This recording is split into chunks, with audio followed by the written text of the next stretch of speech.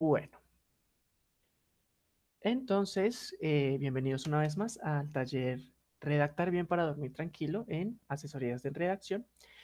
La idea es que hoy vamos a dar continuidad con los temas que ya habíamos terminado de esbozar la semana pasada y empezar con la siguiente etapa de la redacción. La semana pasada quedamos en todos los asuntos relacionados con la organización y la clasificación de las ideas y de la información. Y finalmente tuvimos como producto un esquema. La idea en la sesión del día de hoy es hablar de la escritura en sí misma. Ya vamos a empezar a hablar de todo el proceso de la escritura. Y pues para abordar este tema tan problemático, porque en realidad es muy, muy problemático y no es fácil de abordar en el sentido de que no existe un método que uno pueda seguir, no existe como tal un paso a paso como si existe en la preescritura, pues vamos a empezar a abordarlo por medio de una perspectiva de problemas.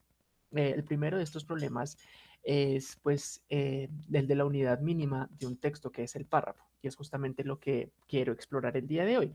Entonces, hoy vamos a hablar sobre los párrafos.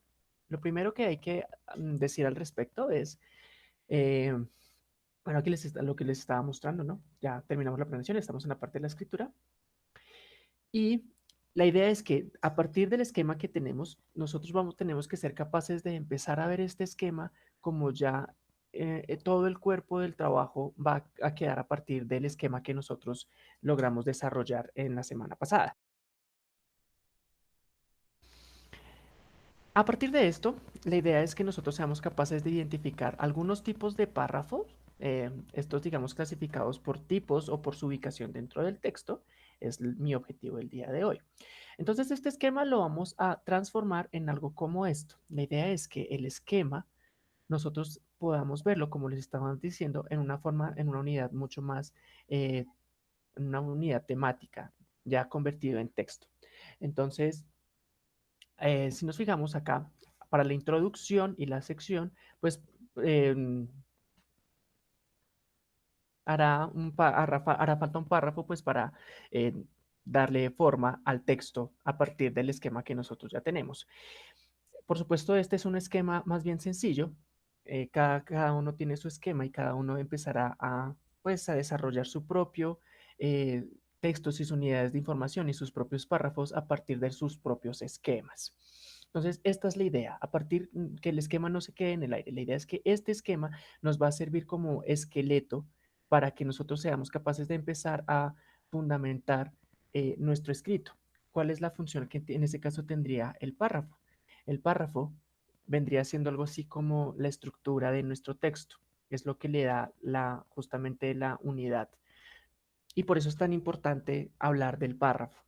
Y por eso que decidí no hablar de nada más en la sesión del día de hoy, pues para darle la importancia que el párrafo merece por un lado y por el otro, mmm, porque lo que ya viene en la próxima y última sesión, la próxima semana ya estaríamos terminando con este taller, las asesorías se convertirían en otro tipo de taller, en otro tipo de actividades, pero para la próxima semana terminamos con redactar bien para dormir tranquilo.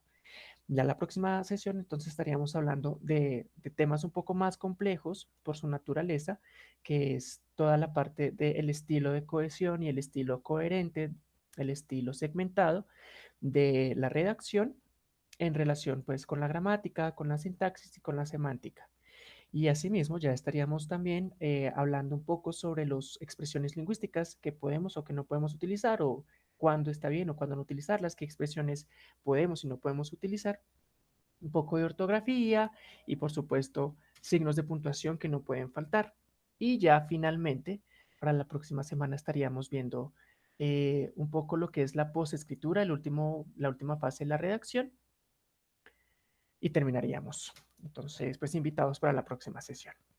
Ahora sí, entonces, una vez vemos esto, em, la idea es que nosotros empecemos a familiarizarnos con los tipos de párrafos que existen y cómo podemos empezar a utilizarlos a lo largo del texto. Para empezar, tenemos que definir qué es el párrafo, ¿no? Pues el párrafo es en una definición dada por Ángela Ramírez Becerra en un documento preparado por la Universidad de los Andes. El párrafo se define como un conjunto de oraciones articuladas entre sí temáticamente. Esta articulación está dada por relaciones lógicas que dan unidad de sentido al párrafo. Es importante entonces que te empecemos a mirar y tengamos en cuenta cuáles son los puntos claves a tocar cuando estamos hablando del párrafo. Primero que todo, estamos hablando de unas oraciones que se encuentran juntas por una temática. Entonces, cuando nosotros estemos pensando en nuestro párrafo, tengamos en cuenta estos elementos. Una serie de oraciones que se encuentran juntas debido a que hablan todas de un mismo tema. Porque vale la pena hacer esta aclaración, porque si nosotros empezamos la creación de un párrafo sin tener en cuenta la unidad temática o el tema que estamos tratando dentro del párrafo, lo más probable es que nuestro párrafo vaya a empezar a tocar muchas cosas o muchos temas o empiece a divagar y en realidad no esté hablando de nada. Por eso es importante que siempre tengamos en cuenta cuál es el tema que estamos tratando en nuestros párrafos y pues cuáles son las ideas principales y las ideas secundarias, que es otra forma de llamar a estas oraciones articuladas, cómo están trabajando dentro de nuestro párrafo. ¿Listo? Entonces, vamos a ver. Los tipos de párrafo también propuestos por el documento de la Universidad de los Andes no son los únicos. Decidí utilizar estos tipos de párrafo debido a lo esquemático y lo sencillo que resulta hablar de estos, pero no son los únicos, no son las únicas clasificaciones. Esta clasificación, esta tipología de párrafos está dada debido a su ubicación dentro del texto. Entonces hay tipos de párrafo que son introductorios, párrafos que desarrollan un tema y párrafos que concluyen un tema o párrafos que concluyen un escrito. Como les digo, y quiero ser enfático en esto, no es el único tipo de párrafo que existen, los que estamos viendo. Yo propongo aquí 6, pero no son los únicos. También tenemos entre otros, los párrafos descriptivos, los párrafos narrativos, los párrafos enumerativos, los párrafos de secuencia, los párrafos en el que enuncian o dan solución a un problema, o también los párrafos que tienen algún tipo de relación de causa-efecto. Estos son muy útiles también, pero decidí hacer como este expurgo de información, pues teniendo en cuenta el espacio en el que nos encontramos y pues el tiempo con el que contamos. Entonces vamos a entrar ya como en materia eh, en cada uno de los tipos de párrafo. Es importante también entender qué tipo de párrafo es el que vamos a usar. ¿Por qué? Porque así nosotros somos capaces de desarrollar un único propósito dentro de este párrafo, lo que les estaba comentando. ¿Qué propósito nosotros podemos tener dentro de un párrafo? Podemos querer definir, podemos querer introducir lo que les estaba hablando, podemos querer argumentar, podemos querer concluir, podemos querer explicar. Entonces, cuando nosotros somos capaces de definir ese tipo de párrafo y el objetivo que estamos buscando con ese tipo de párrafo, podemos empezar a trabajar para que ese párrafo cumpla ese propósito. También es importante definir esto porque de esta manera no vamos a construir párrafos que no digan nada, como les estaba comentando. Párrafos que sean muy largos y párrafos que divaguen, que puedan expresar muchas cosas o pueda que no expresen ninguna cosa. También conocer este tipo de párrafos nos va a permitir estar atentos a todo lo que tiene que ver con la coherencia de nuestro escrito. Esto también ya es importante. ¿Qué es esto de la coherencia? Tiene que ver con la conformación de estos párrafos mediante los enunciados, que todos estén hablando de un mismo tema. ¿Listo? Lo que les estaba comentando, las ideas principales, las ideas secundarias. La cohesión entonces gira alrededor de todas las unidades temáticas y todas las unidades textuales de un escrito estén todas apuntando siempre a un mismo tema. No necesariamente todos desde el mismo enfoque y no todos necesariamente de la misma manera, pero sí que haya un tema central y que ese tema esté siendo evaluado y reevaluado de forma constante.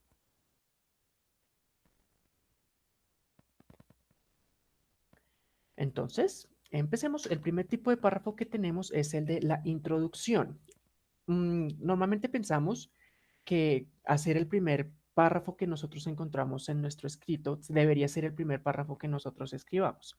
Sin embargo, si nos pusiéramos a revisar un poco la teoría de la redacción, ya sea de trabajos de grado, de tesis, perdón, de ensayos, algún tipo de ensayos que tienen este tipo de introducción, lo más recomendable es que la introducción no se escriba cuando iniciamos el proceso de escritura, sino cuando terminemos. ¿Por qué cuando terminamos? porque ya hemos nosotros sido capaces de explorar a totalidad del tema, conocemos perfectamente el documento, conocemos perfectamente el escrito que acabamos de crear, sus partes, conocemos cuáles son las ideas que está expresando, cuáles son los lugares que está visitando después de que terminamos de escribir nuestro texto. Así, somos capaces de dar cuenta de todos estos elementos en el párrafo de la introducción, que es lo que nosotros queremos. El párrafo de la introducción tiene que dar cuenta de una forma muy general de qué trata el texto. Y de esta misma forma, este panorama muy general tiene que ser capaz de motivar a nuestro lector a que siga leyendo, ¿vale?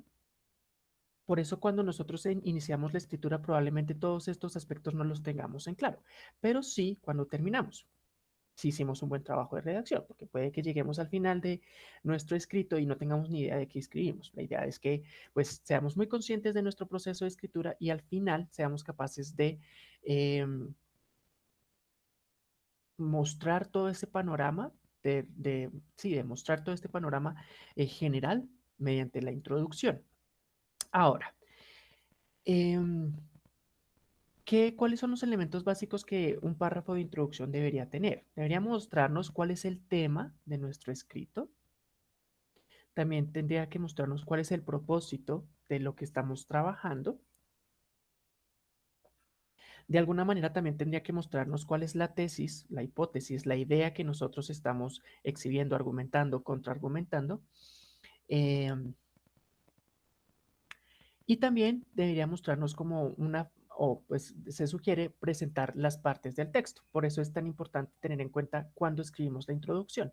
Si la escribimos cuando iniciamos o la escribimos al final. Mi recomendación es escribirla al final cuando ya todos nuestros elementos del escrito los tenemos muy en claro y podemos dar cuenta de todos ellos de una forma muy clara.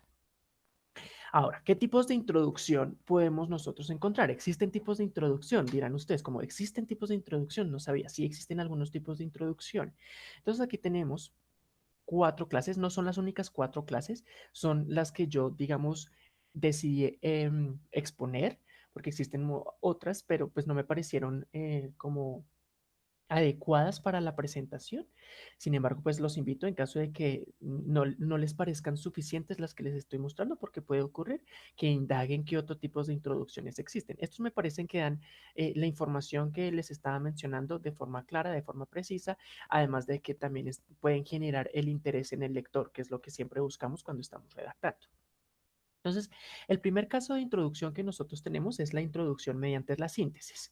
¿Cómo es esta introducción? Pues vamos a hacer justamente una especie de resumen del tema o de la tesis o de todo el escrito.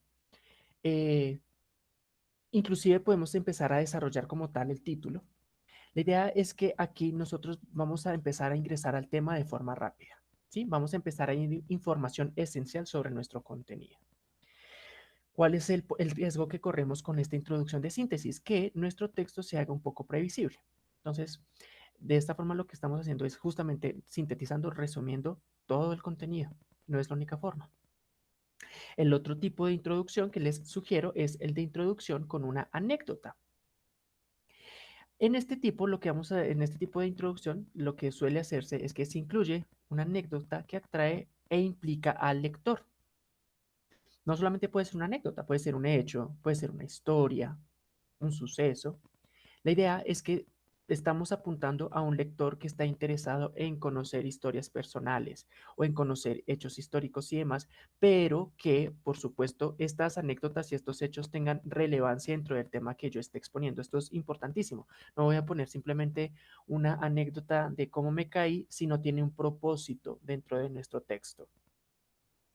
La siguiente tipo de introducción es la introducción con cita. Entonces, esto es muy usual que lo veamos en algunos tipos de escritos. Hay gente que mm, se favorece muchísimo de las ideas de otras personas para iniciar un texto o para terminarlo, en el caso de que la introducción la escribamos al final. Entonces, lo que hace es que toma un proverbio o una frase de un poeta o de un escritor, de un pensador, y a partir de ella empieza a desarrollar la idea general de su texto. Recordemos, esta es la introducción. ¿Cuál es el objetivo de este tipo de introducción? Atraer la atención del lector, usar las palabras de otra persona para que el lector se sienta atraído. Al igual que lo que les estaba comentando en la anécdota, es importante que la cita tenga un propósito dentro del texto. Entonces, no voy a citar, no sé, lo único que se me ve en este momento es a los Beatles, no sé por qué. Entonces, no voy a citar a los Beatles si no tiene ningún propósito dentro del texto, ¿vale? Es importante que tengamos esto en cuenta. Siempre es importante que la cita que nosotros decidamos utilizar para abrir el texto se ajuste al contenido del texto que estamos desarrollando. En este caso, ustedes pueden empezar a utilizar, por ejemplo, citas de las lecturas que ustedes realizaron. Pueden también utilizar las citas o las frases que ustedes también conozcan. Sobre cómo se citan este tipo de frases, de proverbios y demás, la norma APA séptima edición también ya lo establece, porque hay muchas frases que a veces no sabemos cómo citar. Mi recomendación es que consulten, como siempre les digo, al personal de biblioteca de confianza, nuestros profesionales o nuestros excelentes coordinadores, sobre este tema. Ellos les van a indicar con mucha más suficiencia y con mucha más exactitud cómo se hace para citar este material. Es importante que aquí sepan desde este taller de redacción que sí pueden hacerlo, pero pues por supuesto siempre respetando los derechos de autor. Recomendación sobre las citas, que sean interesantes, que sean impactantes, que basados a partir de esta cita, todo el tema que ustedes vayan a desarrollar tenga relevancia, ¿no? Que sea fuerte. Eso es lo importante, o sea, que sea como una apertura magnánima, que llame la atención. El otro tipo de cita que sugerimos es la introducción con un interrogante. Este es otro muy usual, y es que solemos abrir un documento haciendo una serie de preguntas. La definición que nosotros vemos acá simplemente plantea un problema. Ya a partir del problema que estamos planteando, vamos a permitir que el resto del texto empiece a desarrollar esos problemas y también que empiece a intercalar otras cuestiones que van a permitir entender la pregunta inicial en su totalidad. ¿Cómo funciona esto? ¿O cuál es la ventaja? Pues que de inmediato, desde el principio, estamos introduciendo al lector en el problema. Desde el principio. Simplemente establecemos nuestra pregunta y ya el lector sabe qué está esperando, que tiene que esperar del texto. Desde este tipo de introducción, el escritor ya está abordando el asunto principal desde el puro inicio, ¿sí? Y de la forma directa, de la forma más directa posible. ¿Alguna pregunta aquí hasta aquí de los tipos de párrafos de introducción? Ya vamos a ver ejemplos de cada uno de ellos como para que esta información no quede en el aire. ¿Alguna duda?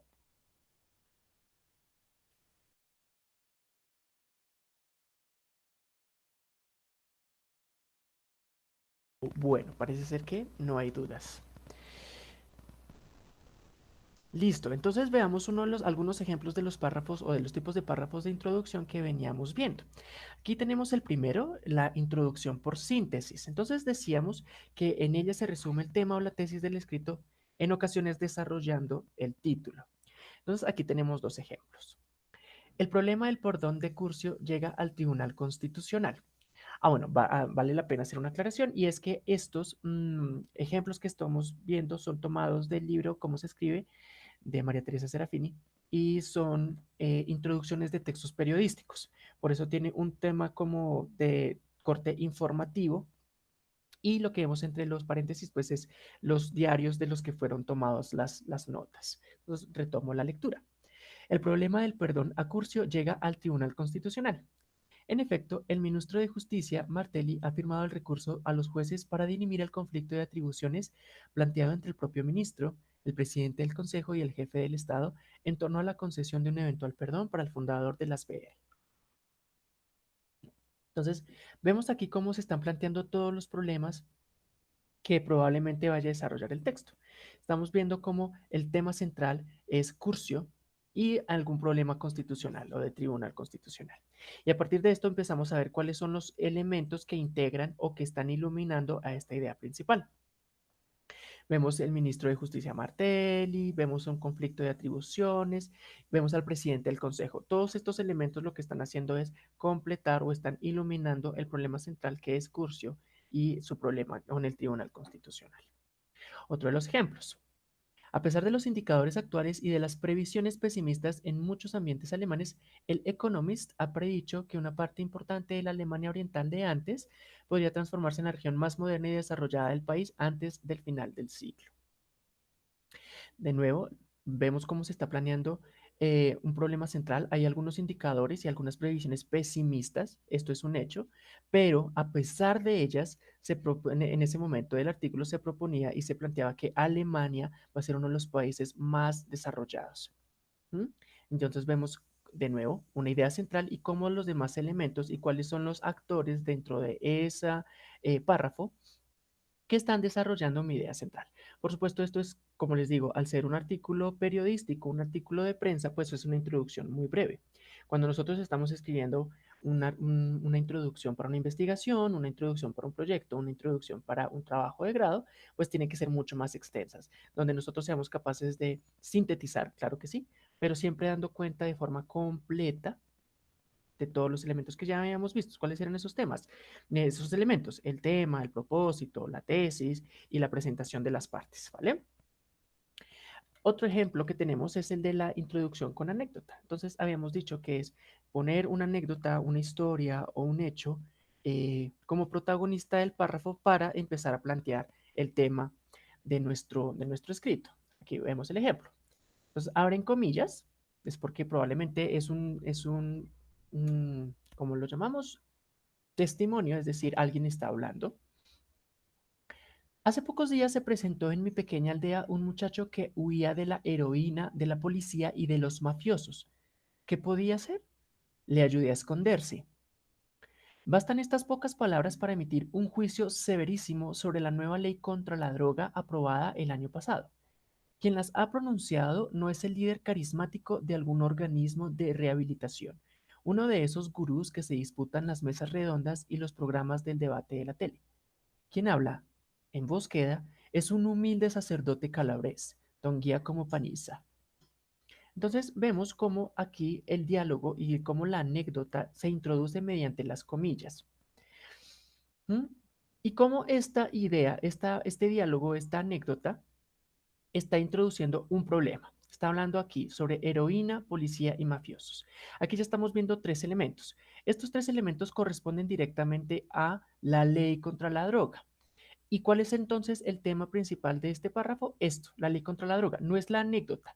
La anécdota es como una especie de excusa para introducir el tema real, en este caso la ley contra la droga, y cuáles son las repercusiones que están teniendo en diferentes personas. Además, está poniendo esta ley contra la droga en términos prácticos, porque la está llevando a una persona que está viendo cuáles son las consecuencias. En este caso, el sacerdote calabrés, don Giacomo Panizza. ¿Vale? Así es como funciona un poco la introducción con anécdota. La siguiente es una introducción con cita. Entonces era lo que veíamos. Es una cita, es un proverbio, es un dicho, es una frase que nosotros utilizamos para empezar a desarrollar nuestro tema. Entonces veamos los ejemplos. Lo dijo Tolstoy, es imposible comprender a Rusia, solo se puede creer en ella. En estos días hemos tenido la confirmación. Caídas y resurrecciones, torvas, traiciones y fidelidades exaltantes. Algunos mitos se han derrumbado. Por ejemplo, el del kremlinólogo.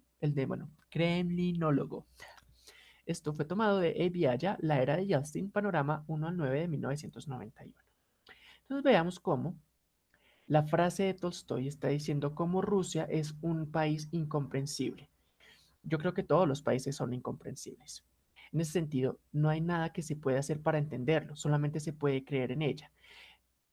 En un tema, yendo como en una profundidad un poco más avanzada en el análisis textual, está hablando de que a un país o a una nación no se le puede buscar entender con la cabeza, sino solamente mediante la fe. Es un poco complejo, pero lo que está hablando aquí es un poco de la creencia y de la fe que se le tiene que tener a la patria. A partir de estas ideas de comprensión y de fe, está viendo cómo Rusia aparentemente está teniendo estos problemas internos donde que no se pueden entender, que no se pueden entender las caídas y las resurrecciones, que no se pueden entender las torvas, las traiciones y las infidelidades exaltantes. Esto es algo que no se puede entender, pero que se tiene que buscar creer o intentar tener la certeza de que está pasando por alguna razón. Esto, digamos, viendo cómo la frase de que solo se puede creer en ella está justificando todo el problema de los problemas que está sufriendo Rusia en ese momento. Tenemos otro ejemplo por si acaso no fue lo suficientemente claro. Decía el viejo Neni que en Italia todo lo que deja de estar prohibido se convierte en obligatorio. Los recientes acontecimientos soviéticos demuestran que, en realidad, el principio tiene una aplicación universal y se relaciona con la inagotada y extenuante vocación del hombre por el conformismo, su sempiterna ansia por encaramarse lo más rápidamente posible al carro del vencedor. Entonces aquí vemos cuáles son las ideas que están, digamos, alrededor de esta idea que estamos desarrollando. Lo primero es lo que está prohibido y lo que pasa a ser obligatorio. Y cómo estas ideas de lo prohibido y lo obligatorio están relacionadas con, bueno, aquí están hablando de problemas rusos. Por eso hace la aclaración de que no solamente aplica en Italia, sino que es de nivel mundial, de forma global o de aplicación universal. Y tiene que ver con esta justamente aquí, tiene las palabras siempre van a darnos a nosotros la instrucción para ser leídas. Y aquí nos está diciendo, y se relaciona con, aquí ya nos está diciendo esta idea con qué se está relacionando. Y se relaciona con la inagotada y extenuante vocación del hombre por el conformismo. De alguna forma tiene que ver con un panorama político donde las personas probablemente están pasando de tener un espíritu de revolución a uno de conformismo con las políticas que se estén aplicando. Habría que ver de qué está tratando el texto. Me parece que probablemente estoy apuntando en el orden correcto cuando leemos de qué va el texto. Contraorden, camaradas, el anticomunismo no es obligatorio. Vemos entonces cómo se hace esta transición de una idea a otra, de lo prohibido y lo obligatorio al conformismo y a el verbo que utiliza aquí, encaramarse lo más rápidamente posible al carro del vencedor. Cuando los perdedores ven que van a perder, pues lo que buscan es pasarse de bando. Es más o menos lo que está diciendo. Si fue clara más o menos este tipo de introducción con cita? Me gustaría saber si sí, si no.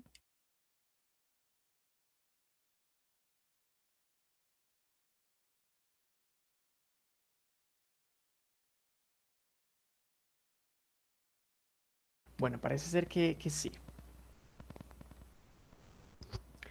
El cuarto tipo de párrafo de introducción que les traigo recomendado es el de la introducción con interrogante. Entonces, como habíamos dicho, este párrafo plantea una pregunta o plantea un problema mediante una pregunta y el texto ya que se empieza a desarrollar a partir de ahí, lo que va a hacer es intentar resolver esta pregunta o dar cuenta de la solución de esa pregunta. Y también expresar otras preguntas para iluminar de forma más completa el interrogante inicial. Aquí el texto inicia directamente con la pregunta. ¿En qué se había equivocado Mikhail Gorbachev? ¿En qué repliegues de su historia se esconden los errores que en los días pasados han permitido a sus enemigos plantar sus carros de combate frente a la puerta del Parlamento ruso? ¿De qué fallo puede aprovecharse la Junta que por breves ha hecho temblar al mundo con un torpe golpe residuo de épocas pasadas, casi patético frente al valor mostrado por los nuevos rusos convertidos en ciudadanos? Entonces vemos cómo hay tres preguntas, pero son tres preguntas contundentes. ¿Cuáles fueron los errores que hubieron durante todo el proceso de Mikhail Gorbachev? ¿Y cuáles son todas las repercusiones que esto ha tenido? ¿Mm? Otra. Solo los académicos aburridos, antipáticos, perdón, son los académicos aburridos, antipáticos y presuntuosos. ¿Es verdaderamente insultante para una persona culta ser llamado profesor universitario? Desde las páginas de nuestro periódico, el grito Guido Almansi ha lanzado una gravísima acusación a los docentes y a todos los que, con razón o sin ella, pueden ser definidos como académicos. Entonces, aquí ya está planteando nuestro problema. ¿Son los académicos aburridos, antipáticos y presuntuosos? Esta es la pregunta. Y esto es justamente una de las formas más sencillas de introducir un texto. ¿Por qué? Porque desde el principio ya está introduciendo de forma explícita el tema del texto. Si veíamos, por ejemplo, cómo era el asunto con la anécdota, nos valíamos de un artificio que era la anécdota para empezar a hablar del tema específicamente, el tema, en el caso de lo que estábamos viendo, la lucha contra las drogas. Acá no, acá nosotros no estamos utilizando ningún artificio, estamos preguntando directamente, estamos planteando la pregunta de forma abierta. Por eso es una de las formas más directas de iniciar una introducción. Y a partir de esta pregunta nosotros podemos empezar a plantear cuál es el tema, cuál es el propósito de nuestro tema, cuál es la tesis que estamos desarrollando y por supuesto cuáles son las partes que estamos desarrollando en nuestro texto. ¿Preguntas hasta aquí de los tipos de párrafos de introducción? Diego pregunta, ¿con cuántas preguntas podemos hacer el párrafo de introducción? La idea es que sean las preguntas necesarias. No se trata de una cantidad o de un número determinado, tanto como de la calidad de las preguntas. Yo puedo hacer 10 preguntas, pero si ninguna pregunta me está apuntando al tema de mi texto, ninguna pregunta me sirve. Pero si en cambio hago una sola pregunta y esa pregunta ejemplifica, enmarca, engloba perfectamente el tema de mi escrito, con esa pregunta me basta. Entonces, no se trata de la cantidad, tanto de la calidad. Si nos fijamos en el primer párrafo, tuvimos 3. En la segunda solamente tuvimos 2. ¿Listo? Listo, Diego. Muchas gracias. ¿Alguien tiene alguna otra pregunta sobre estos primeros párrafos de introducción?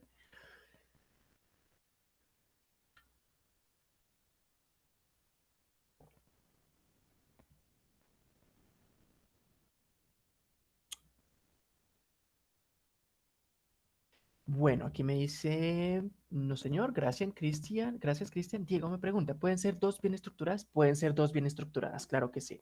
¿Por qué? Porque probablemente el tema no se pueda englobar en una sola pregunta. Si lo logramos hacer en una sola pregunta, pero muy bien estructurada, perfecto. Si necesitamos de dos preguntas para estructurarla, no hay problema. ¿Listo? Entonces pueden ser una pregunta, pueden ser dos preguntas, siempre y cuando tener en cuenta que estas preguntas vayan a ser respondidas o tengan una respuesta efectiva en el texto que nosotros estamos creando. Esto es muy, muy importante. ¿Sí? No solamente es preguntar por preguntar. Estas preguntas tienen que encontrar una respuesta en el texto que nosotros estamos haciendo. ¿Vale?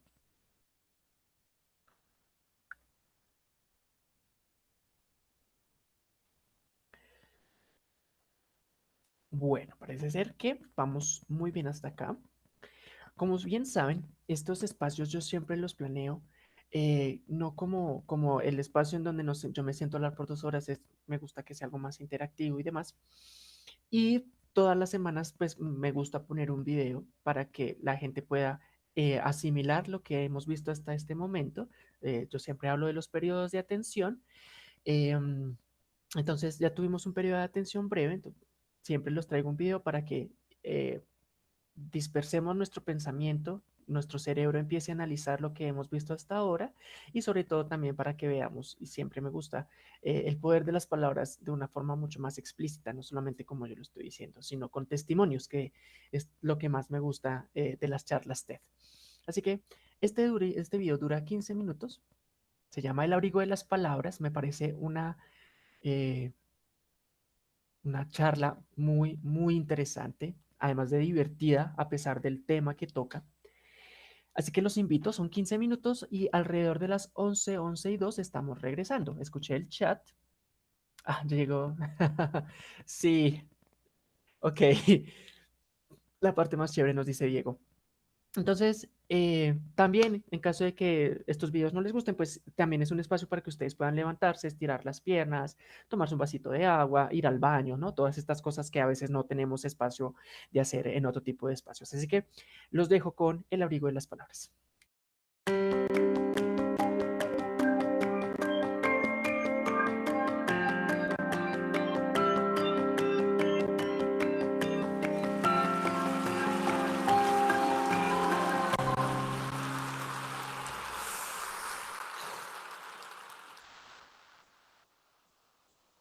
Mi abuelo se pegó un tiro. Qué manera de empezar una charla TEDx. Mientras preparaba esta charla pensaba en el público que iba a tener. Y era virtual en mi cabeza. Ahora están acá. Son caras que me están mirando, son ojos. Y quiero preguntarles, ¿nunca nadie, ninguno de ustedes quiso terminar una vez con todo? ¿Alguna novia, algún pariente, algún ser querido? Nunca. Tengo una amiga que me llama por teléfono. En realidad se había vuelto reiterativa. Me llamaba y me decía, me quiero morir, me quiero matar. Mal de amores, un divorcio. Cuando empieza a faltar la plata, vuelven a ver al marido alto, rubio, de ojos azules.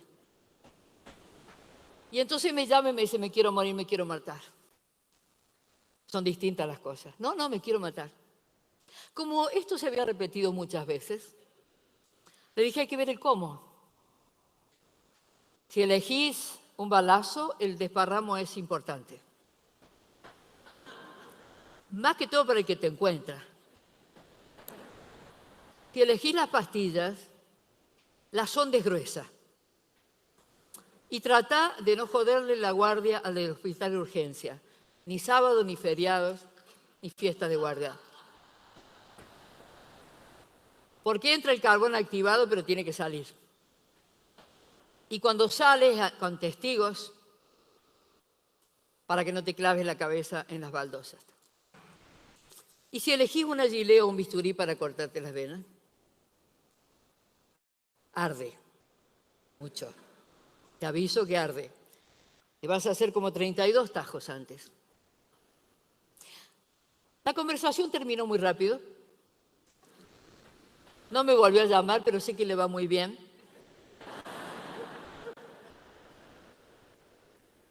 Si mi abuelo, digo, el que se pegó el tiro, hubiera dejado algo, un papel escrito, yo lo hubiera leído primero y después le hubiera pasado la lengua, lo hubiera olido, hubiera raspado con las uñas la letra para ver qué hay debajo, la intención del que había tomado la lapicera. Pero en la mesa de luz, solamente el carnet de PAMI, su documento y un papelito chiquito que decía Debo Farmacia. Nunca se llevó bien. Nunca se llevó bien con el castellano, mi abuelo esloveno. Demencia senil, dijo el médico. Tristeza del alma, dijeron otros. Demencia senil. Salió de su casa con el sombrero verde con el que me llevaba al cine cuando yo era chica. 2 películas de vaqueros. Salíamos con pólvora en los hombros, al sol enceguecedor de la siesta del domingo. Demencia senil. Salió de su casa, tomó el colectivo, compró la pistola, volvió, la metió por una ventana que había dejado abierta, golpeó la puerta, entró, saludó a toda la familia, se fue a su pieza, ¡bam! Guárdeme esto, por favor, en un bolsillo del alma, porque el alma tiene bolsillos para las cosas que importan. Hace muchos años atrás, casi que me parece de otra vida, se me cortaron los hilos. Le llaman depresión, infierno, indiferencia, sumado a que tengo el gen de la melancolía. En nuestra familia la alegría es una planta exótica, hay que cuidar del sol, de las corrientes de aire. La felicidad es un gran trabajo para quien lleva el ADN de los migrantes, de los pasados por agua, de los que se quedan sin mapa. Y hay que inventarse uno propio, con sangre y con nervios. Así que el médico que me atendió me dio una pastilla y me prescribió un taller de escritura. Allá fui, miércoles tras miércoles, un reloj de Dalí. Arrastrando esa tristeza, pero me obligué, el desánimo cuando el alma va del lado de afuera. Un día de tanto machacar las letras, entre los renglones empezó a aparecer como esas plantas del desierto resiliente, una frase, un capítulo, otro capítulo, una novela. Mi primera novela. Guárdeme esto en otro bolsillo.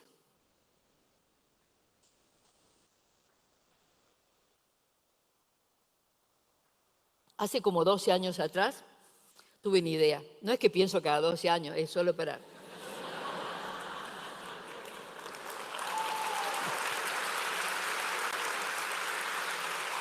Es solo para el relato, es para graficar el relato.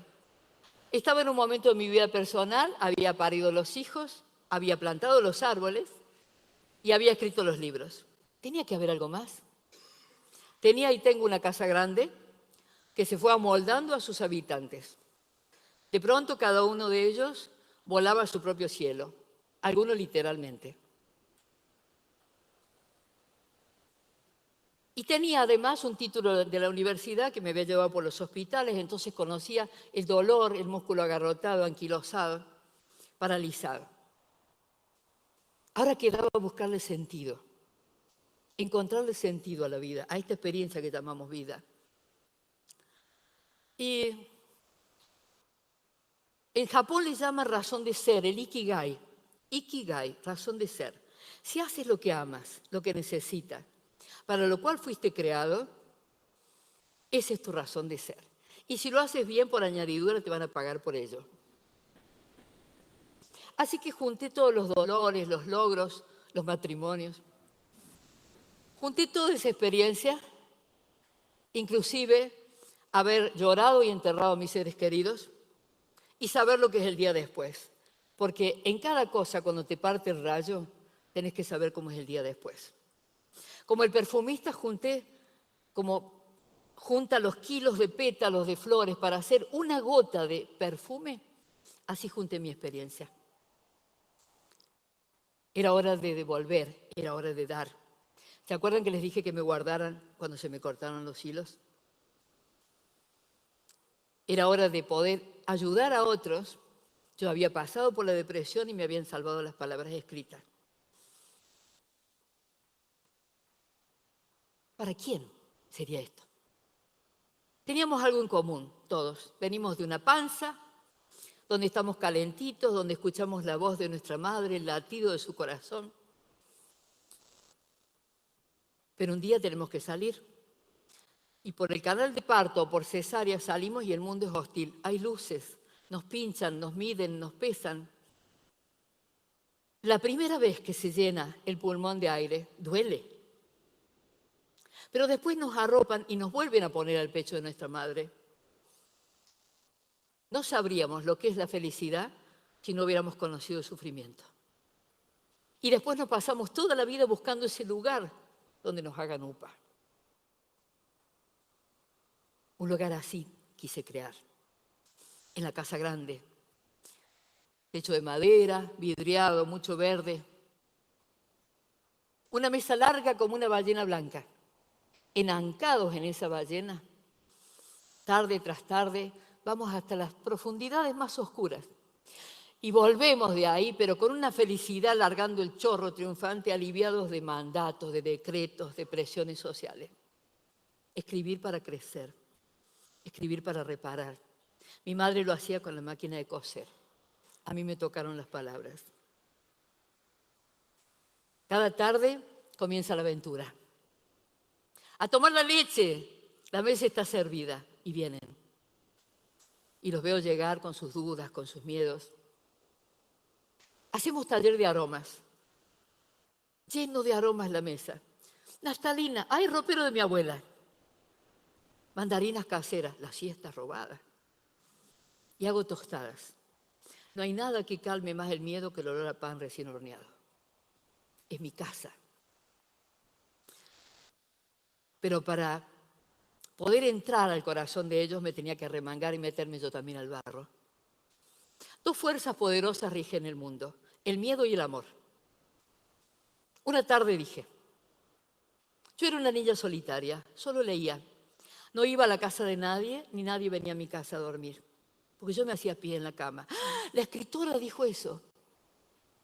En la mesa larga, una cabeza, una mano. Yo también, yo también, yo también. Sacar para curar, sacar para reparar. Las palabras en el salón como langostas que se van comiendo el dolor. Una que dice, yo no lo quiero más a mi marido, pero ¿a dónde voy a esta edad? Yo no tengo ganas de cuidar a mis nietos todo el día. Quiero vivir, quiero viajar. Otro me mostró un anillo. Mira, este es mi inicial y este es el apellido de mi marido. 32 años. ¿De quién es el dedo? Le dije.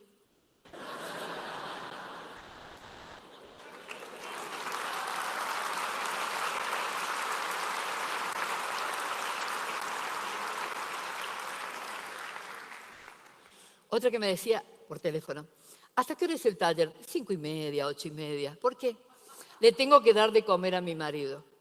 ¿Algún accidente? ¿Alguna discapacidad? No, ¿por qué? Porque veo la cuchara, le tengo que dar de comer a mi marido. Se rió y se anotó. Y otro me preguntó, ¿tiene salida laboral para mí?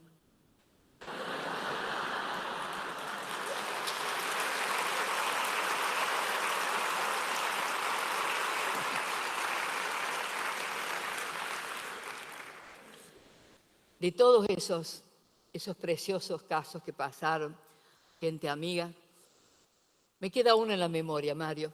Mario, me llamaron por teléfono y me dijo que estaba cuadripléjico, porque uno no es cuadripléjico, él estaba cuadripléjico. Y yo dije, ¿qué hago?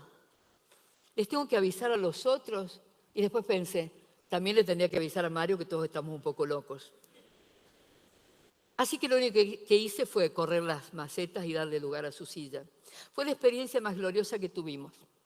Mario nos enseñó que para poder ser feliz hay que aprender a perder. Porque es fácil cuando tienes todo. Eran Batman y Robin con su enfermero. Él estaba así y pasaba, después de haber charlado con nosotros, pasaba al estudio y ahí con un programa de voz le dictaba su notebook y después venía y compartía. Un día se volcó café en la mesa y el enfermero dijo, fue Mario, ¿te parece? La risa. Escribió un libro, vio crecer a sus hijos. Un día le dije, Mario, si pudiera mover, ¿qué haría? Abrazar a mis hijos e ir al baño solo. Eres enfermero. Cada miércoles la vida nos muestra los dientes, bravos, otro día nos sonríe, pero nosotros nos hacemos upa. Todo esto que les estoy contando, la certeza absoluta de lo que les estoy contando, lo tuve en una conferencia en Marul. Un día de viento, llegamos con mi amiga Marta, la conferencia se iba a dar en el salón municipal con techo de zinc, al lado de la estación de trenes. Cruzamos para ver cómo era y cuando volvíamos al hotel donde nos habían alojado, el viento nos movía el pelo así y pasaba un camioncito que decía, hoy Cristina Loza a la noche, salón municipal. Lo glorioso de compartir la responsabilidad de hablar ante un público. Llegamos, mucho piamontés en Marul, mucho. Los hombres callados, la marca acá donde deja el sol cuando se sacan el sombrero o la boina. Las mujeres agarrando la cartera como si tuvieran el plazo fijo. Y hablé. Mi amiga Marta estaba muy nerviosa. No se movían. Parecía, les podía sacar un riñón y estaban para donación de órganos. Y yo decía, no estoy llegando, no les llego. Estaba llegando y estaba dentro de su corazón. En un momento, en la primera fila, un señor que dice, yo sé de lo que usted está hablando. Yo iba a matarme. Mi mujer había muerto de cáncer y yo no quería seguir. Y con la escopeta me fui al galpón. Y dije, tengo que dejar algo escrito. Y empecé a escribir todo lo que me pasaba, lo que sentía, el dolor de mi corazón. Cuando terminé de escribir, señora, descargué la escopeta. Yo les digo, ¿se acuerdan de mi abuelo? Un papel y un lápiz pueden salvarte la vida. Muchas gracias.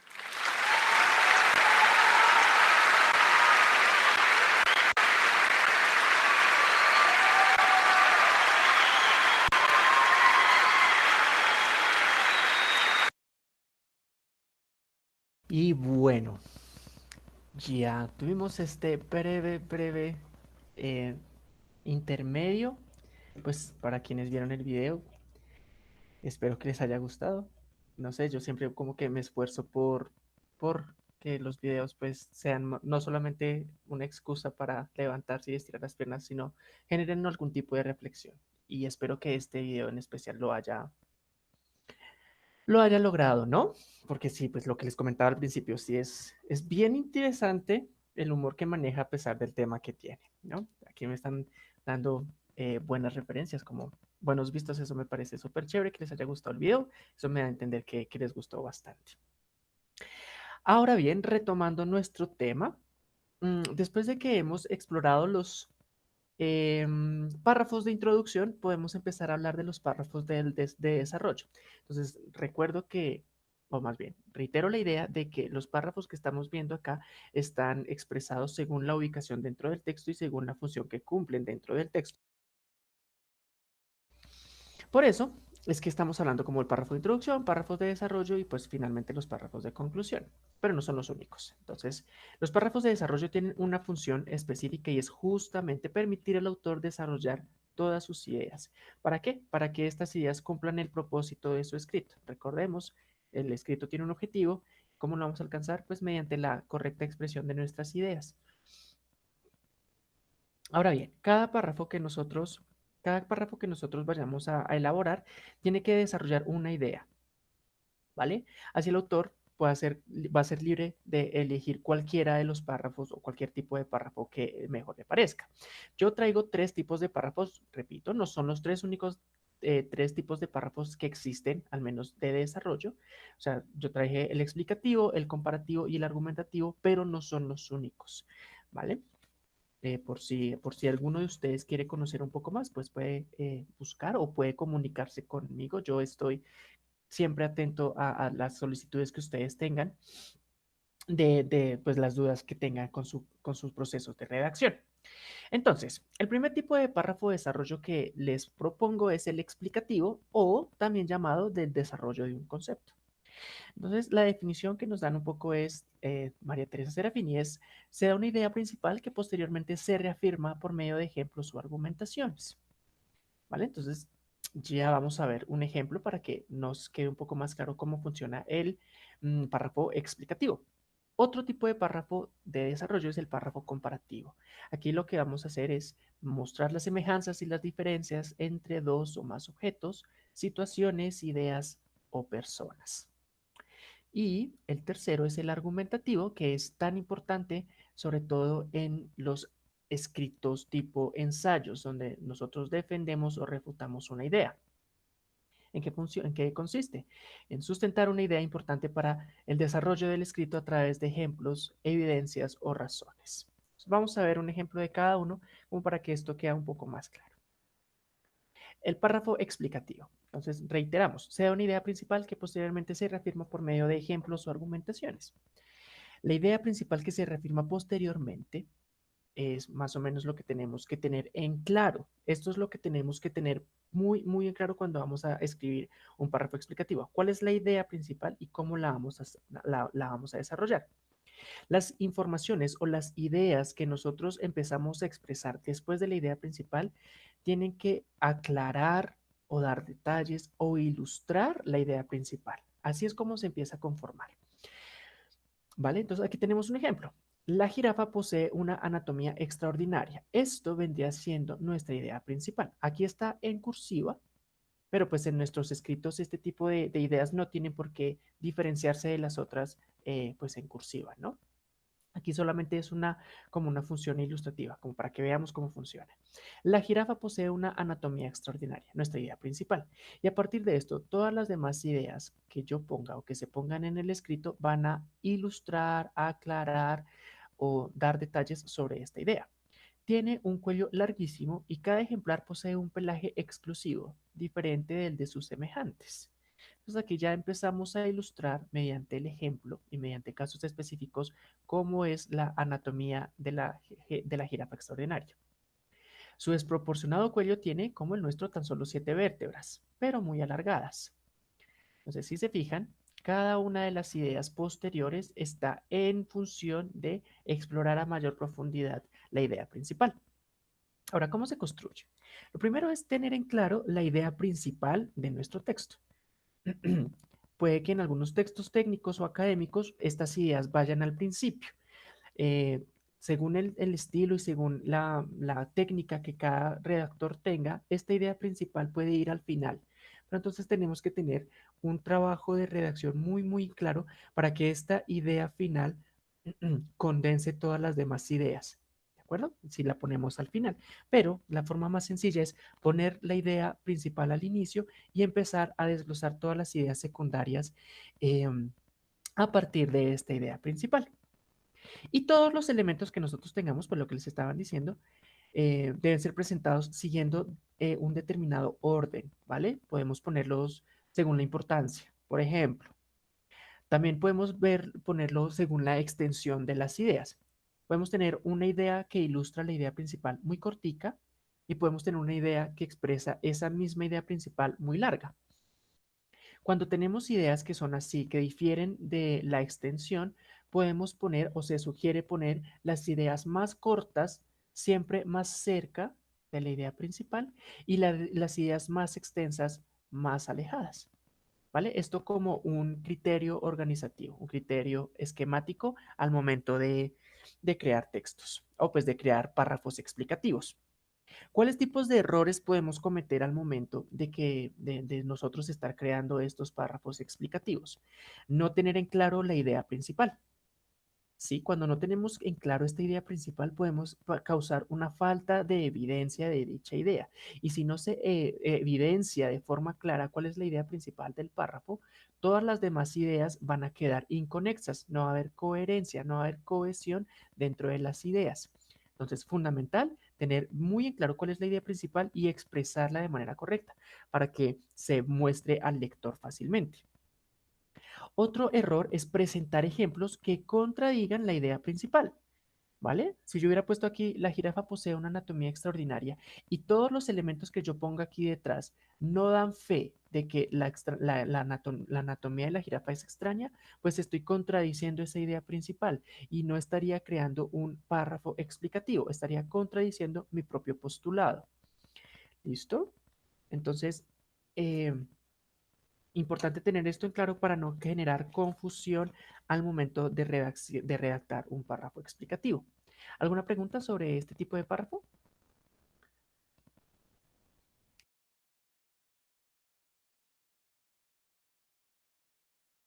Bueno, parece ser que no. Veamos cuál es el siguiente tipo de párrafo que se sugiere. El párrafo comparativo. ¿Cómo funciona esto? Como les había comentado, es tomar uno de dos o más elementos y empezar a hallar las semejanzas o las diferencias mediante la descripción. Tenemos dos tipos de párrafos comparativos, donde presentamos las descripciones contrapuestas, es decir, las comparaciones las realizamos de manera conjunta, ponemos un elemento al lado del otro y va mostrando cuáles son las diferencias, cuáles son las similitudes de forma consecutiva. En este caso vemos un ejemplo, descripciones contrapuestas. Este párrafo habla sobre Sócrates y los sofistas. Entonces veamos cómo funciona este tipo de párrafo. Sócrates y los sofistas, ya estamos introduciendo cuáles son los dos objetos o las personas. Ya se está haciendo una introducción. Sócrates y los sofistas tienen en común, ya estamos estableciendo un punto en común, el amor por la palabra y la habilidad en la discusión. Ya hay una primera punto en común, ya hay un aspecto que se compara. Sin embargo, existen notables diferencias entre ellos. Entonces veamos cómo ya el texto está empezando a establecer el objetivo real del párrafo. Vamos a hablar es de las diferencias. No estamos hablando tanto de los puntos en común como de las diferencias. Entonces veamos, Sócrates es el maestro que se propone ayudar al discípulo a conocerse mejor a sí mismo, a encontrar por medio del diálogo conocimientos que ya estaban implícitos en su interior, aunque ocultos. Mientras que los sofistas se proponen como finalidad el enseñar a hablar bien sobre no importa qué tema. Entonces veamos cómo esta frase desde Sócrates, desde este punto seguido hasta este punto seguido, estamos poniendo la contraposición entre Sócrates y los sofistas una al lado de la otra. ¿Listo? Entonces empezamos a hablar de cuál es el propósito de Sócrates y cuál era el propósito de los sofistas, uno al lado del otro. Otro ejemplo, El diálogo socrático estimula a buscar la verdad y el bien, en tanto que los sofistas enseñan habilidades oratorias útiles para conseguir el éxito en la vida de la polis. Entonces, otra vez, vemos cuál es, aquí tenemos el punto. El diálogo socrático busca la verdad y el bien. ¿Y cuál es el objetivo, de nuevo, de los sofistas? Simplemente manejar la oratoria para conseguir éxito. De nuevo, es una contraposición. Quiero que nos fijemos en esta simetría que se está desarrollando en el párrafo comparativo. Y un ejemplo final, el conocimiento del bien tiene como consecuencia para Sócrates un comportamiento éticamente correcto. Entonces aquí estamos hablando de lo éticamente correcto. Mientras que los sofistas no se plantean el problema de la moral. Entonces, ¿cuál es la comparación acá? El aspecto de la moral y de lo ético. Para Sócrates es importante, para los sofistas no lo es. Y así ya se ha establecido un párrafo comparativo. ¿Cómo se construyó esto? Mediante una descripción contrapuesta. Entonces, reiteramos o retomamos la idea. Las descripciones contrapuestas son aquellas que tienen lugar dentro de un mismo párrafo, una al lado de la otra, contraria a la otra clase de descripción, que es la descripción separada, donde vamos a realizar estas comparaciones por separados, justamente. Entonces, primero voy a establecer todas las características de un objeto, de una persona, en este caso de Sócrates, voy a establecer primero todas las características para después, en otra frase, establecer todas las características que se están comparando con el otro objeto. Entonces veamos, de nuevo, el párrafo abre de la misma forma. Sócrates y los sofistas tienen en común el amor por la palabra y la habilidad de la discusión. Se está estableciendo un punto en común, pero lo que nosotros vamos a ver de nuevo son las diferencias. Entonces, Sócrates es el maestro que se propone ayudar al discípulo a conocerse a sí mismo, a encontrar por medio del diálogo conocimientos que ya estaban implícitos en su interior aunque ocultos. El diálogo socrático estimula a buscar la verdad y el bien y tiene como consecuencia un comportamiento ético correcto. Entonces vemos cómo en este primer apartado del párrafo se están estableciendo todas las características de Sócrates, todas en un solo lugar. No estamos enumerando una para después abordar esa misma característica en el otro objeto, sino estamos enumerando todas las características de Sócrates en un mismo punto. Ya después de que hemos establecido todas estas características, vamos a abordar los mismos elementos que estábamos abordando aquí con Sócrates. Los mismos elementos se tienen que abordar en el mismo orden en el párrafo de los sofistas. Entonces veamos, aquí están hablando del propósito de Sócrates primero, después de cuál es cómo funciona el diálogo de Sócrates y finalmente cuáles son las consecuencias de este diálogo. Eh, si el párrafo contrapuesto está bien hecho, tendría que seguir este mismo orden. Veamos. En cambio, los sofistas se proponen como finalidad, primero, propósito, el enseñar a hablar bien sobre no importa qué tema. Enseña habilidades oratorias útiles para conseguir el éxito en la vida de la polis. Segundo, ¿cuál es la finalidad de estas enseñanzas? Lo mismo que habíamos visto en Sócrates. Y finalmente, los sofistas no se plantean el problema de la moral, que está en perfecta concordancia con lo éticamente correcto establecido en Platón. Entonces vemos cómo es exactamente lo mismo, una descripción contrapuesta o una descripción separada, pero como las descripciones o las contraposiciones se hacen de forma diferente. Ahora, ¿cómo lo podemos nosotros realizar? Lo primero, al igual, siempre yo creo que es vital para toda la conformación de los párrafos, lo primero es definir cuáles son los elementos que van a ser comparados. ¿De acuerdo? ¿Cuáles son los elementos que yo voy a comparar? Y después de haber definido esto, se van a definir cuáles son los aspectos que yo voy a tener en cuenta, cuáles son los aspectos que tienen estos objetos, estas personas, estas situaciones, cuáles son los elementos que yo voy a comparar, ¿vale? ¿Cuáles son estos aspectos que yo quiero poner en contraste? Después de esto, vamos a elegir cuál es el tipo de descripción que más se adecua a mi objetivo, si es la descripción contrapuesta o es la descripción separada. Uno de los consejos que nos da María Teresa Serafini en su libro es decir que si son dos objetos o dos personas o dos situaciones las que se están comparando, es mejor usar la forma separada. perdón, contrapuestas. Cuando son dos objetos, la mejor forma es la contrapuesta. Acá como estamos viendo, la descripción contrapuesta para cuando son dos elementos. ¿Listo? Porque podemos ir viendo un elemento detrás del otro de los dos objetos, de las dos situaciones. Es decir, no va a haber ningún tipo de confusión si empezamos a realizar la comparación entre estos dos objetos de manera simultánea. Cuando se trate de tres o de más objetos, es mejor hacerlo mediante una descripción separada para que el texto sea mucho más claro, para que sea mucho más, las ideas se expresen de forma más concisa y pues nunca se pierda el objeto del párrafo, que es justamente esta comparación. Lo que les estaba comentando, importante siempre mantener la simetría en el momento de la construcción del párrafo. Si yo estoy hablando aquí de manzanas en el primer párrafo, el siguiente párrafo también tiene que estar hablándome de manzanas. Si después de que yo paso a hablar de manzanas, paso a hablar de mangos, pero aquí paso a hablar de frutas, ya estoy generando un problema de simetría en la construcción del párrafo y no se va a generar el efecto comparativo que se desea alcanzar mediante este tipo de párrafo.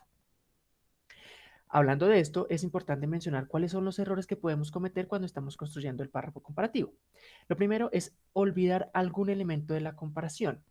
Entonces, si yo hubiera olvidado por aquí, por ejemplo, hablar de lo éticamente correcto, aquí me hubiera saltado esta frase de los sofistas no se plantean el problema de la moral, el párrafo hubiera quedado de alguna forma desequilibrado, porque la cantidad de ideas que se están expresando en la primera parte no coincide con la cantidad de ideas que se están expresando en el segundo. Es decir, se está rompiendo la simetría. Otro error es construir párrafos asimétricos. De nuevo, es lo mismo que les estoy diciendo.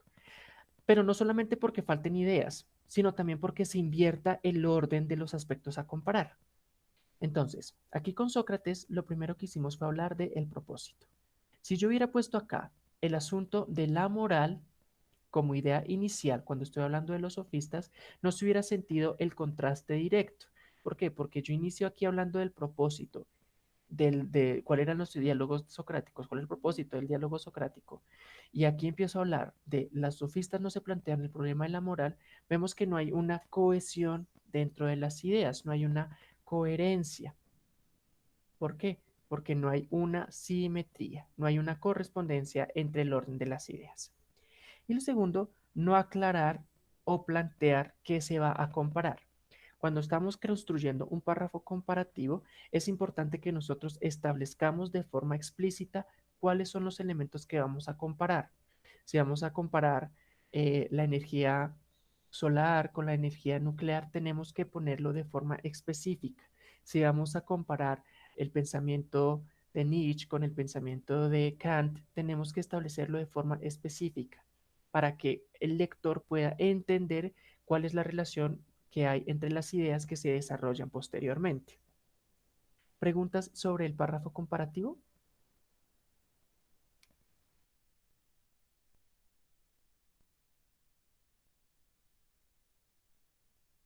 Bueno, parece que hoy no hay dudas. Perfecto, sigamos.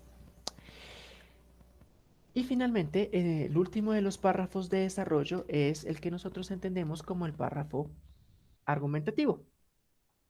Este párrafo es esencial para cuando nosotros estamos defendiendo una idea, estamos defendiendo una tesis. Esto era lo que estábamos viendo al principio de esta sección. Sustentar una idea importante para el desarrollo del escrito. ¿Cómo lo hacemos? A través del ejemplo de las evidencias o de las razones. Aquí es importante que tengamos en cuenta que estos párrafos se construyen teniendo premisas o siguiendo una serie de premisas. ¿Qué son estas premisas? Son estas afirmaciones que están sustentando mi idea. ¿Listo? Esto es una premisa. Estas afirmaciones que sustentan mi idea. ¿Qué tipo de premisas puedo yo tener? Muchísimas. Existen una cantidad impresionantes de premisas, pero lo podemos poner como citas, por ejemplo. Es una de las clases de afirmaciones que nosotros podemos utilizar, basarnos en el conocimiento de otra persona para sustentar justamente nuestro conocimiento. Ese es un tipo de premisa. Además de tener estas premisas, tenemos que tener una conclusión. Es muy importante que el párrafo tenga una conclusión que justamente pues condense y sintetice, sí, justamente condense o sintetice todas estas ideas y todas estas afirmaciones que yo estoy poniendo para argumentar mi tesis o mi postura o mi idea. Entonces, ¿cómo lo podemos hacer? Se preguntarán. Lo primero es definir la postura, ¿sí? O el punto de vista que nosotros tenemos respecto a un tema. Y esta postura tiene que definirse de forma clara de manera escrita. Después de que hemos hecho esto, vamos a empezar a exponer todas las premisas, todas estas frases afirmativas que apoyan nuestra postura. En estas premisas podemos empezar a intercalar ejemplos, por ejemplo, o evidencias o citas que empiezan a sustentar todas estas premisas y pues que de forma última están sustentando nuestra postura.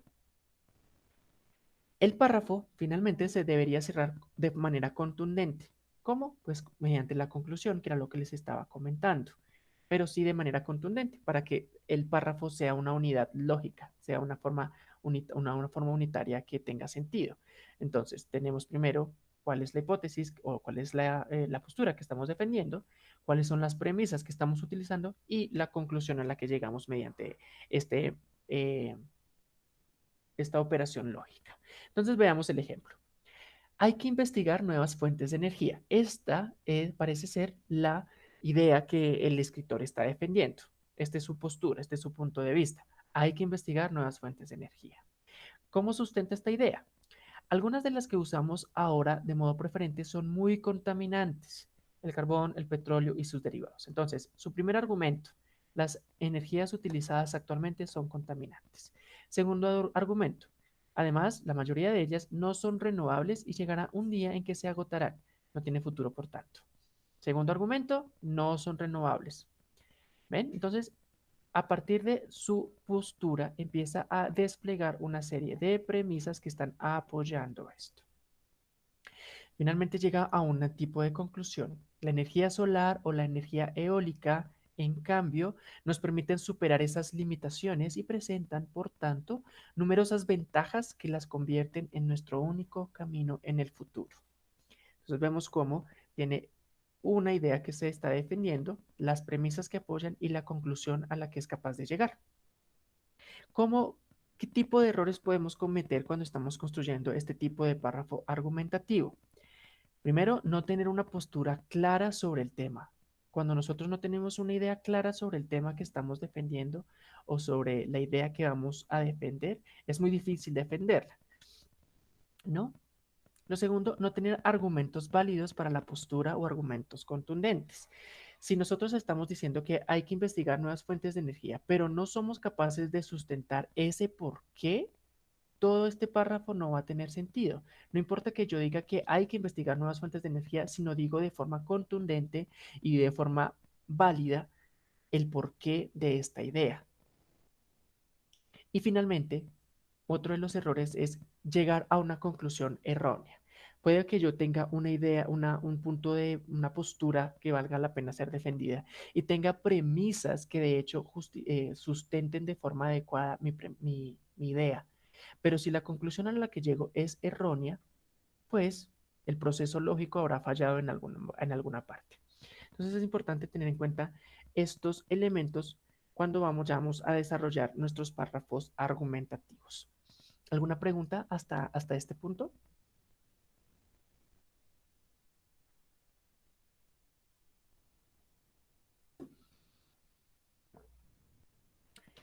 Bueno, parece ser que vamos bien hoy.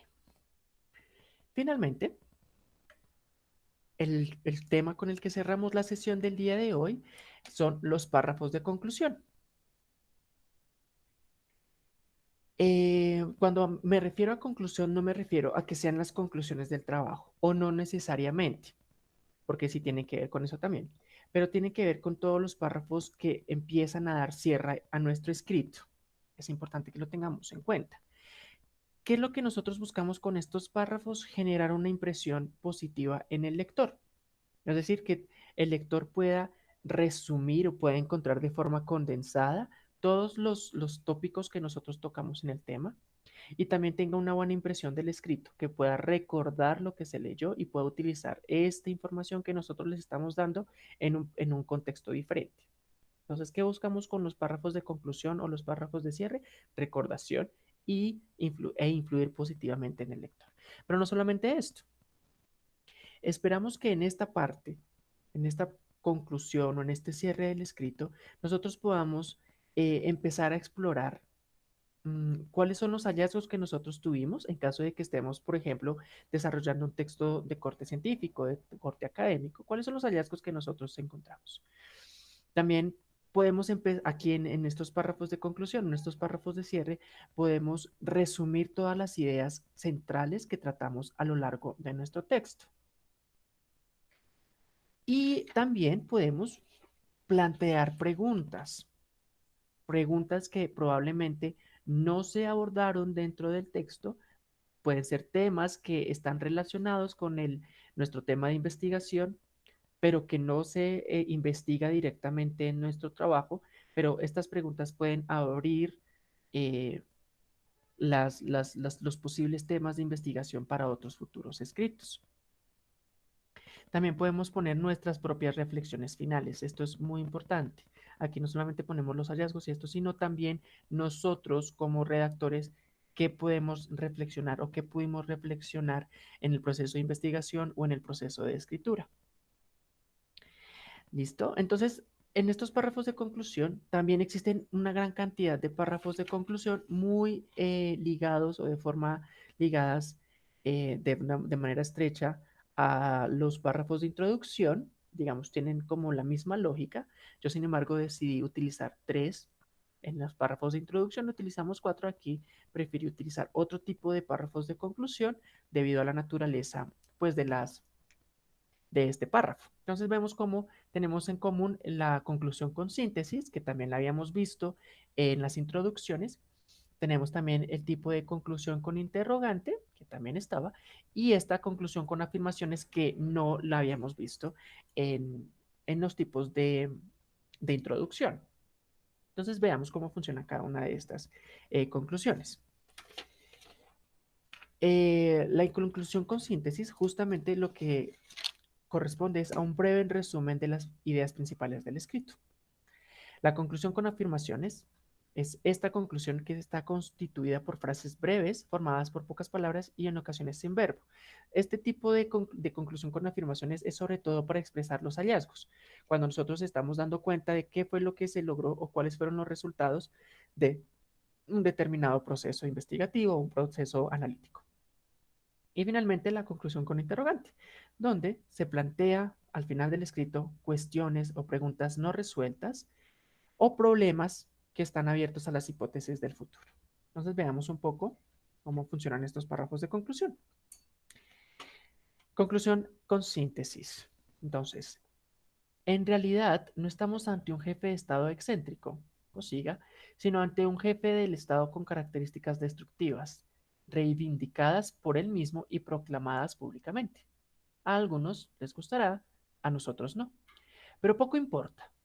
Lo que importa es que se ha colocado desde hace tiempo fuera de la ley y de la Constitución. Entonces, acá se están haciendo la síntesis de este personaje, Cosiga, no solamente como una persona, como un jefe de Estado excéntrico, sino como alguien destructivo, ¿m? Y que además lo admite de forma pública y que lo admite y que, digamos, se apropia de esas ideas. El redactor aquí está haciendo una fuerte crítica para este jefe de Estado. ¿Cómo lo hace de forma concluyente? Sintetizando todas estas características en un par de frases. Y no solamente está sintetizando su punto de vista del jefe de Estado, sino también está expresando su propio punto de vista. A nosotros no, es decir, a los redactores de la República, no les gustan este tipo de características. Y de hecho atacan este tipo de características diciendo que este jefe de Estado se ha puesto por fuera de la ley. Entonces está haciendo una síntesis muy, muy, muy buena de lo que probablemente es un artículo de crítica al señor Cosiga. Siguiente tipo de párrafo, el párrafo con afirmaciones, lo que les comentaba, sobre todo cuando se están expresando los hallazgos, cuando se están expresando los resultados de un experimento o los resultados de un laboratorio, inclusive los resultados de una investigación, de un trabajo de campo. ¿Cómo lo vemos? Así. Estos 3 días no pasarán a la historia por haber cambiado la faz del mundo, aunque quedan todavía demasiados misterios por esclarecer. Son ideas cortas, son ideas concisas, pero que expresan de forma clara un hallazgo. Para el discípulo de Occidente, nada volverá a ser igual que antes, ni en su patria ni en el exterior. Entonces son dos ideas del expreso, aunque de artículos diferentes. Para muchos, este es precisamente el dilema que debe resolver la Unión Soviética de hoy. Primero, comer para sobrevivir. Entonces aquí probablemente estamos viendo un artículo sobre problemas internos. Imagínense de qué tan viejos son estos ejemplos que todavía están hablando de la Unión Soviética. Están hablando de Rusia, sino de la Unión Soviética. Esto es un poquito viejo este ejemplo. Entonces vemos cómo justamente estas frases están puestas de una manera clara, de forma, inclusive puede que parezca un tanto desarticulada, pero cuyo fin es justamente esto, mostrar en unas ideas concisas los hallazgos o las conclusiones que se pueden lograr después de un proceso de investigación o un proceso analítico. Repito. Y finalmente el párrafo, la conclusión con interrogante.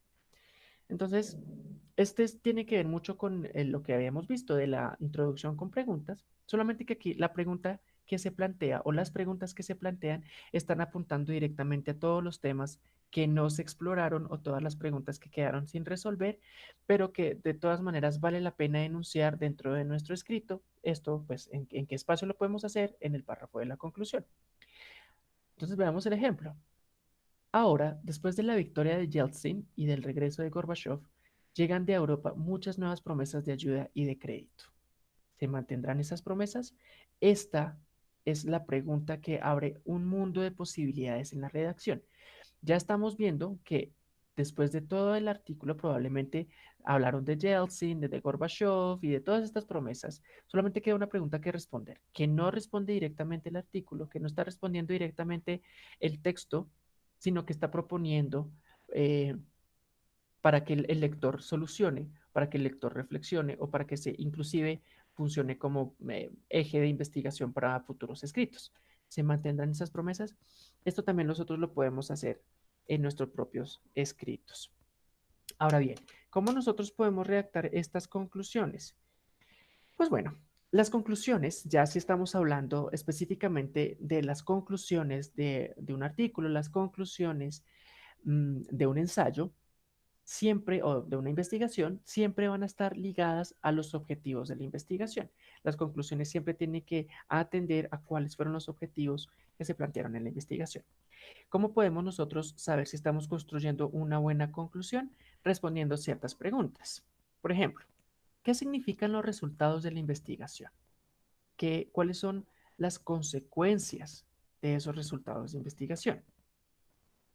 También lo podemos ver como qué implicaciones tienen esos resultados. Eso que nosotros estamos viendo son qué implicaciones tiene. Y a partir de que nosotros podamos responder estas preguntas o de las respuestas a estas preguntas, podemos empezar a establecer nuestras conclusiones. También es establecer por qué estas conclusiones son importantes. Esto también haría parte de la redacción de nuestra conclusión. Presentamos la conclusión y estamos diciendo el por qué son importantes estas conclusiones. Y también podemos responder a la pregunta, ¿a dónde nos conducen estas conclusiones?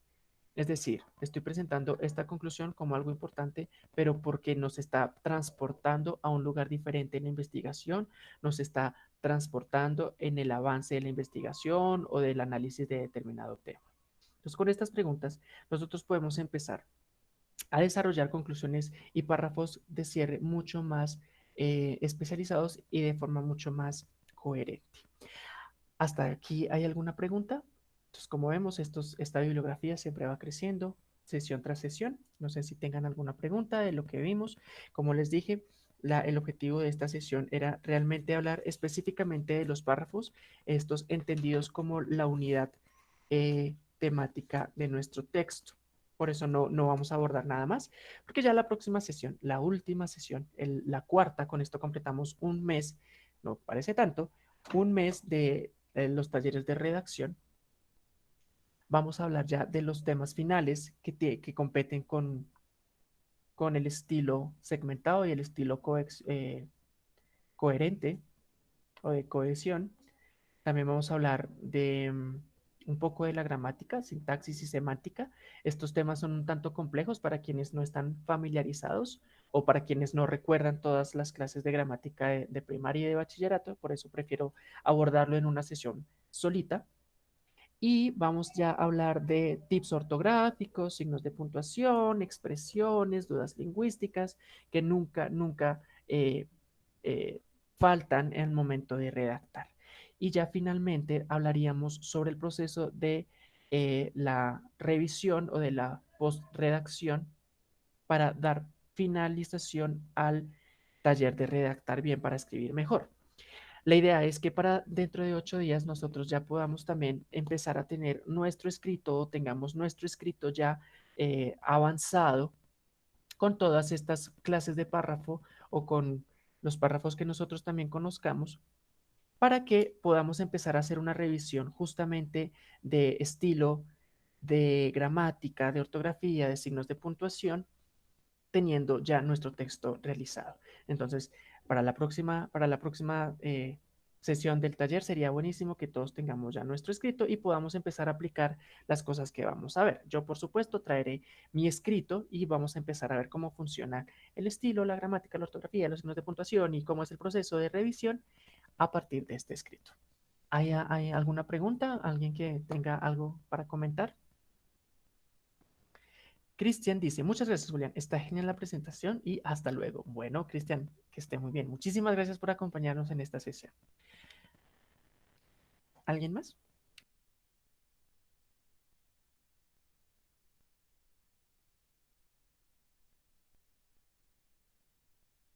Bueno, entonces, como siempre, muchísimas gracias a todos por haber participado. Si tienen alguna inquietud, mi correo lo encuentran en este momento en pantalla aux.cray18 con el dominio de la universidad y allí ustedes pueden escribirme sus inquietudes, sus dudas sobre sus procesos de redacción, si están en la fase de la preescritura o en la fase de la escritura, si tienen dudas en el estilo, en el ritmo de su escrito, pues yo con mucho gusto estaré atento a apoyarlos allí a través de mi correo. No me queda más que darles las gracias a todos los participantes, invitarlos a que pues participen en el próximo taller de redacción, el próximo martes de 10 a 12. También que participen de todas las actividades que el CRAIUSTA tiene para ustedes, las capacitaciones, los talleres de perfiles de investigadores, los talleres de normas APA, los talleres de gestores bibliográficos, también que visiten nuestras páginas en Facebook, en Instagram, en Twitter, en YouTube, el canal de YouTube. Allí van a encontrar esta y todas las sesiones de los talleres de redactar bien para dormir tranquilo y pues las futuras sesiones claramente. Así que muchísimas gracias a todos y pues nos vemos en una próxima ocasión.